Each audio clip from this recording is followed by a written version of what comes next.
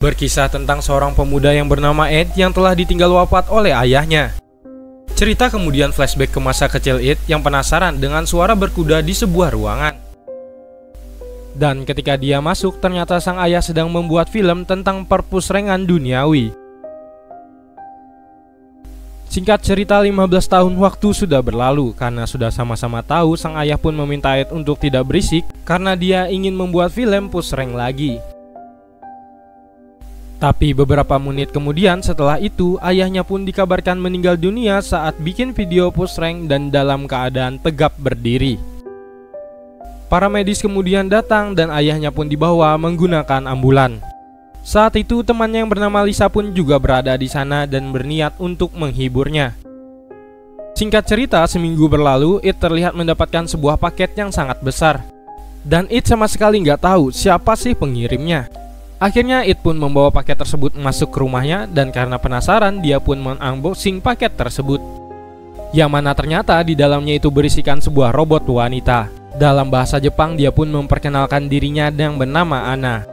Lalu dia mengatakan akan melakukan apapun yang Ed inginkan.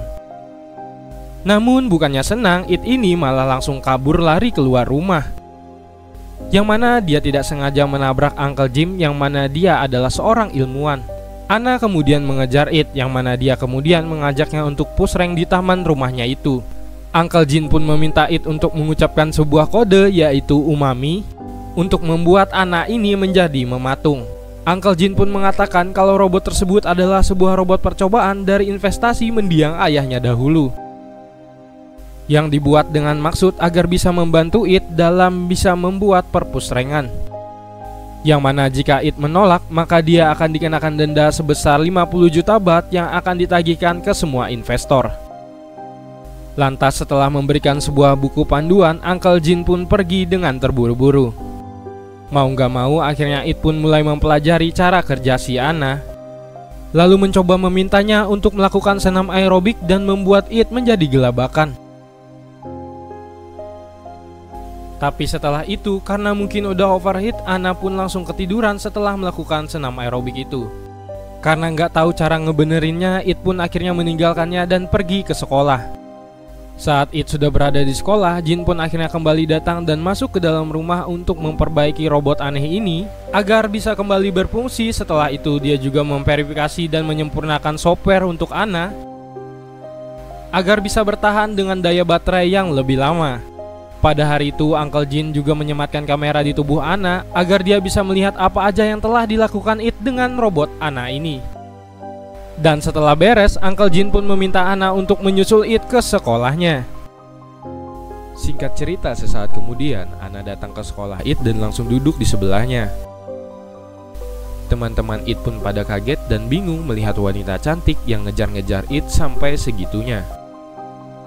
Ed pun berusaha bohong dan mengatakan kepada teman-temannya kalau Anna ini adalah adiknya dari kampung.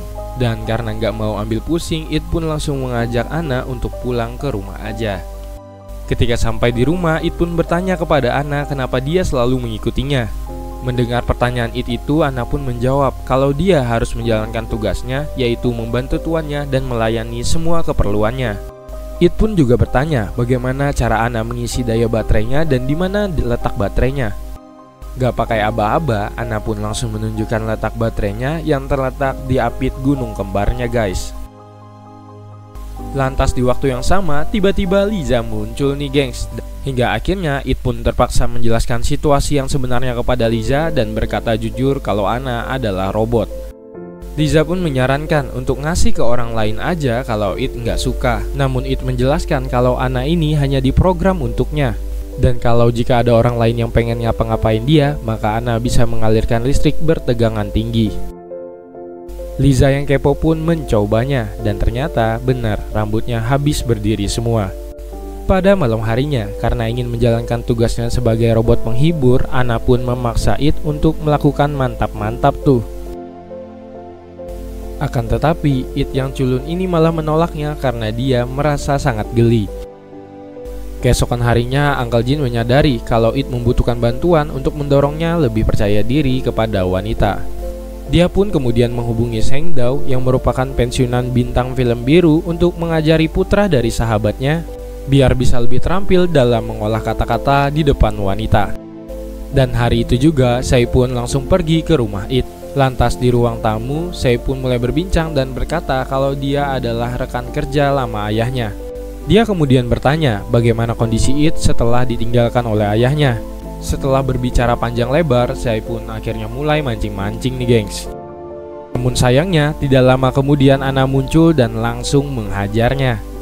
Namun setelah itu, mbak saya yang masih pegal-pegal ini pun berkata untuk tidak sungkan menghubunginya jika It membutuhkan nasihat ataupun masukan darinya.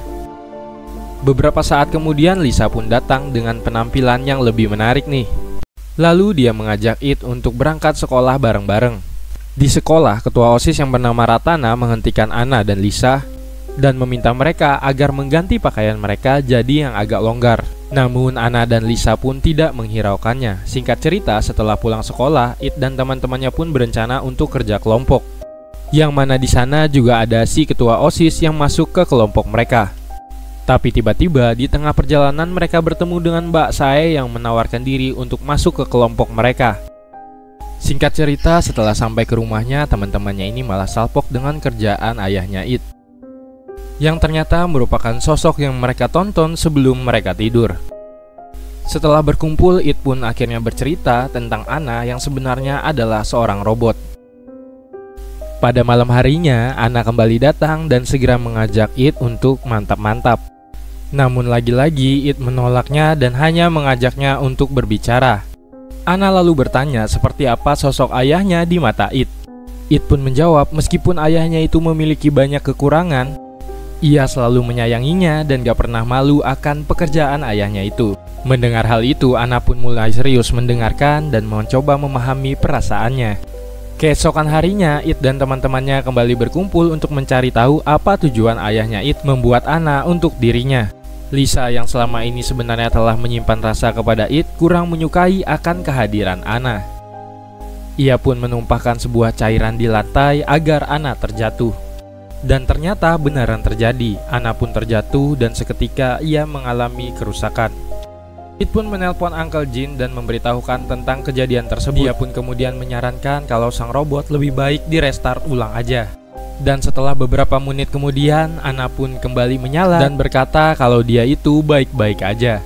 Setelah itu, Ana memberitahukan kepada It kalau dia tahu Lisa lah yang telah merencanakan semua kejadian itu. Tapi It membantahnya dan mengatakan kalau itu hanya sebuah kecelakaan dan dia juga mengatakan kalau Lisa adalah orang yang baik. Ana lalu bertanya apakah It mencintai Lisa. It pun menjawab dia mencintainya hanya sebatas teman saja. Dia selalu bersyukur kalau Lisa selalu ada di saat-saat tersulit di hidupnya, seperti contohnya di saat ayahnya meninggal dunia. Keesokan harinya saat di toilet, Lisa meminta maaf kepada Ana. Ana mengatakan kepada Lisa kalau dia tuh nggak marah dan menganggap hal itu hanya sebuah kecelakaan saja. Lisa pun berkata kalau It selalu melindunginya dalam banyak hal dan hal itulah yang membuatnya sangat menyukai It. Lalu sebelum pergi, Lisa pun menegaskan kepada Ana kalau mereka berdua adalah rival untuk mendapatkan hati seseorang yang sama. Malamnya dengan menggunakan baju dinas, Ana kembali mengajak It untuk mantap-mantap. Namun karena melihat It yang sedang mengerjakan tugas, ia pun jadi bersih-bersih kamar, ya sekaligus mencari perhatian It lah. Sampai akhirnya karena semakin gak kuat ngelihat Ana, It pun mau diajak mantap-mantap tuh. Dan ini adalah momen pertama kalinya. Pada keesokan harinya ketika It dan teman-teman It mulai berkumpul kembali di rumahnya It, salah satu temannya itu mengajak mereka semua untuk minum minuman. Lisa tahu banget nih kalau dia ini ingin membuat Ana tidak sadarkan diri dan bisa melakukan mantap-mantap bersamanya. Lalu setelah minum agak banyakan, Lisa merasa nggak enak badan dan dia mengatakan ingin istirahat dulu di kamarnya It. It pun mengejar Lisa yang bermaksud ingin membereskan kamarnya yang berantakan terlebih dahulu. Lalu ketika Ana ingin mengikuti It, Puck menahannya dan menyuruhnya tetap di sini untuk menemaninya. Dia berkata kalau Lisa tuh baik-baik aja dan hanya minum terlalu banyak. Po pun terus mengajaknya minum sampai akhirnya membuat dia konslet dan sistem alarmnya pun menyala. Di sisi lain, It yang ingin melakukan mantap-mantap dengan Lisa tiba-tiba mendapatkan telepon dari Jen dan menyuruhnya untuk menghampiri Anna. Karena Anna yang lagi pingsan itu ingin dilakukan mantap-mantap oleh Pop. It pun marah besar kepada Pop karena dia tidak mengira kalau temannya itu berniat buruk kepada Anna. Lalu di saat It dan Pop sedang berkelahi, Anna tiba-tiba bangun dan setelah itu berjalan keluar sembari menangis di pinggir jalan. Sampai akhirnya hal tersebut membuatnya sampai ketabrak oleh sebuah mobil. Setelah itu, Jen pun bilang kalau sistem Anna sudah sangat rusak dan sangat sulit untuk diperbaiki. Ia juga mengatakan kalau It sudah tidak bisa menjaga peninggalan ayahnya itu dan harus membayar denda karena sudah tidak bisa menjadi bahan percobaan untuk Anna. Lantas semua hal ini pun membuat It sangat bersedih dan juga merasa sangat bersalah. Singkat cerita, di keesokan harinya, Jen pun menemukan sebuah ide agar Anna ini bisa kembali berfungsi. Dia mengatakan kalau hal ini adalah satu-satunya cara yang bisa mereka lakukan, yang mana jika hal ini gagal, maka It tetap akan harus membayar denda kepada para investor. Jen pun menjelaskan bahwa caranya adalah It harus masuk ke dalam sistem alam bawah sadar milik Anna dan membangunkannya secara manual. Dengan menyambungkan alat yang dibuat oleh Jen, It pun akhirnya bisa melihat dan merasakan hal-hal yang dialaminya pada masa lalunya. Sampai akhirnya beberapa saat kemudian, It pun berhasil menemukan Anna. Tanpa pikir panjang, It pun langsung membangunkannya. Dan siapa sangka ternyata Anna berhasil dibangunkan. Beberapa hari berlalu, It pun akhirnya kembali bersama Anna dan hidup bahagia dengannya. Lisa juga akhirnya bisa merelakan It dengan Anna dan mereka pun kembali bersahabat. Yang mana di akhir film kita melihat di mana It udah nggak kagok lagi saat diajak untuk mantap-mantap bareng Anna. Dan film pun berakhir dengan bahagia.